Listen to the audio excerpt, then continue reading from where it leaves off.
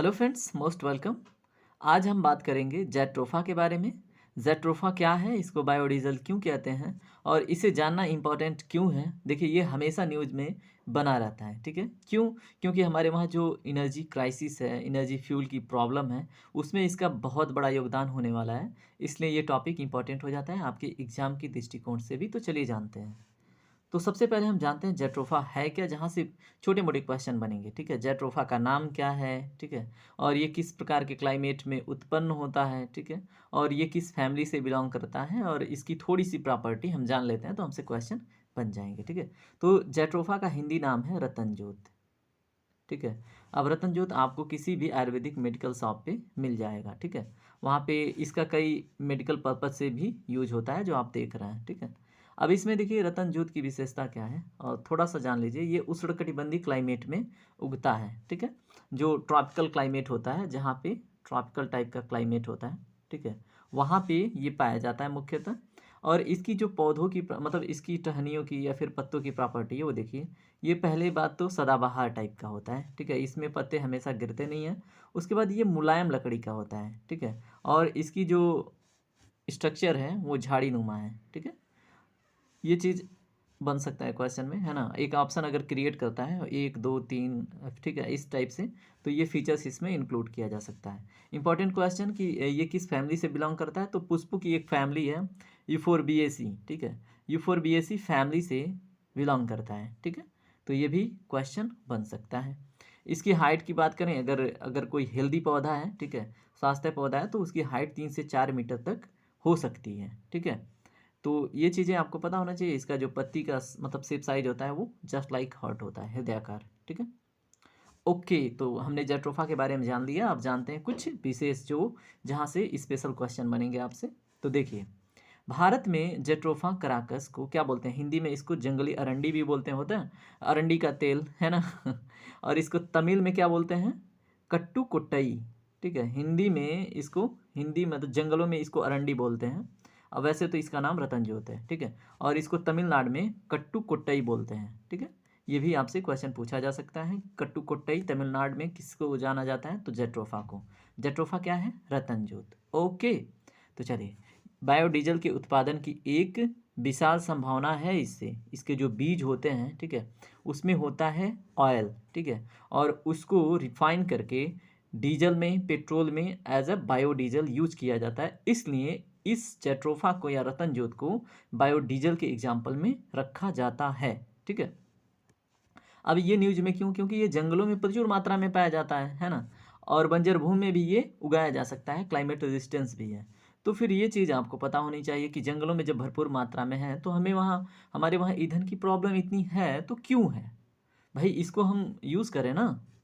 तो ये चीज़ जेट्रोफा के लिए इंपॉर्टेंट है। अब इससे रिलेटेड कुछ पॉलिसी रूल रेगुलेशन देख लीजिए।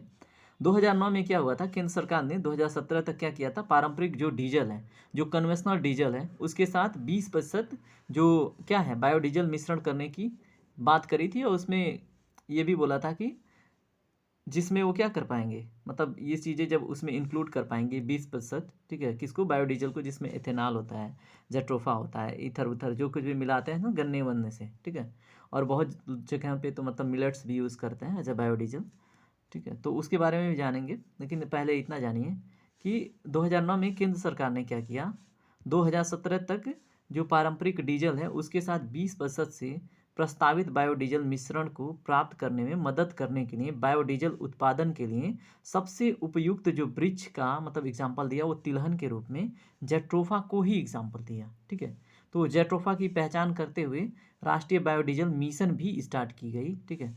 वो कौन सी मिशन थी? बायोडीजल की खरीद 2014 में शुरू हुई। ये चीज़ें आपको पता होना चाहिए। और यहाँ पे राष्ट्रीय जो बायोडीजल मिशन था वो जेट्रोफा की पहचान करके ही स्टार्ट किया गया। क्यों? क्योंकि इसके बीज से हमें अधिक से अधिक मात्रा में बायोडीजल मिल सकता था। ओके, तो इतना अगर आपको पता है तो देखिए, 2009 और 2017 केंद्र सरकार की पहल थी राष्ट्रीय बायोडीजल मिशन, जिसको हम बोलते हैं नेशनल बायोडीजल मिशन, ठीक है। उसमें जेट्रोफा की भूमिका, तो क्वेश्चन आपसे यहाँ से बन सकता है, ठीक है। बायोडीजल की खरीद 2014 में शुरू हुई, ठीक है। और उसके बाद क्या हुआ, एक पायलट प्रोजेक्ट चलाया गया अगस्त 2015 में, ठीक है। और इसे 6 राज्यों तक बढ़ाया गया था। क्यों? बायोडीजल को यूज़ करने के पर्पज़ से, ठीक है। और बायोडीजल का स्रोत जेट्रोफा, एथेनॉल, ईथर जो गन्ने के होता है ना, गन्ने वन्ने से बनाया जाता है, कुछ मिलेट से भी कुछ देश बनाते हैं, सारी चीज़ें अपनाई गई अपने वहाँ कब से, 2014 से, ठीक है। चलिए हम पहुँचते हैं अगले टॉपिक पे, अगले पॉइंट पे। देखिए, अगर हम बात करें जेट्रोफा के बीजों की, तो हमने बात करी थी ना कि इनका शॉर्टेज दिखने लगा, जैसे जहाँ पे इसकी प्रोडक्शन थी, तो इससे सरकार की जो महत्वाकांक्षी योजना थी ना, वो नहीं पूरी हो पाई, ठीक है। लेकिन ये फिर भी ये हमेशा न्यूज में बना रहता है, और उसकी जगह पे मतलब कई प्रौद्योगिकी भी यूज़ की जाती हैं, टेक्नोलॉजी यूज की जाती हैं इसकी पेराई वराई के लिए, ठीक है। और बाकी चीज़ें आप खुद देख लीजिएगा, जो इम्पोर्टेंट था हमने इसके विषय में बात कर लिया कि जेट्रोफा का इम्पोर्टेंस क्यों है ना। और अब जानेंगे हम कुछ क्वेश्चन जहाँ से बनेंगे, वो देखिए। अगर इंडिया में कहाँ कहाँ पाया जाता है, ठीक है, किस लोकेशन में, हमने बात किया था ट्रॉपिकल क्लाइमेट में विशेषकर ये पाया जाता है, ठीक है। अब ट्रॉपिकल क्लाइमेट में कुछ लोकेशन है, देखिए क्या क्या है। उदयपुर जो राजस्थान में है, कोटा जो राजस्थान में है, सीकर, बनवारा, चित्तौड़ और चूरू डिस्ट्रिक्ट में ज़्यादातर ये आपको मिल जाएगा, ठीक है। कहाँ पे, इंडिया में। अगर हम बात करें फॉरेन में जेट्रोफा कहाँ पे मिलेगा, विदेशों में, तो सबसे अधिक दुनिया में इंडोनेशिया में उत्पादित होता है, ठीक है। तो लार्जेस्ट प्रोड्यूसिंग कंट्री कौन है जेट्रोफा का, इंडोनेशिया, ठीक है। तो देखिए हमने बहुत सारे इंपॉर्टेंट टॉपिक इसमें कवर कर लिए जेट्रोफा से रिलेटेड। अब होप कि आपको प्रॉब्लम नहीं होगी, है ना। तो एक बार ऐसे क्विकली आप देख लीजिएगा, ठीक है। और ये सेशन यहीं पे कंप्लीट होता है। अगर सेशन आपको पसंद आता है तो ऐसे इंटरेस्टिंग सेशन के लिए लाइक या सब्सक्राइब ज़रूर करें। Thank you very much sir and ma'am, मेरे डियर फ्रेंड्स, मेरे जूनियर्स, मेरे सीनियर्स, सभी को धन्यवाद। टेक केयर, राधे राधे, आपका दिन शुभ हो।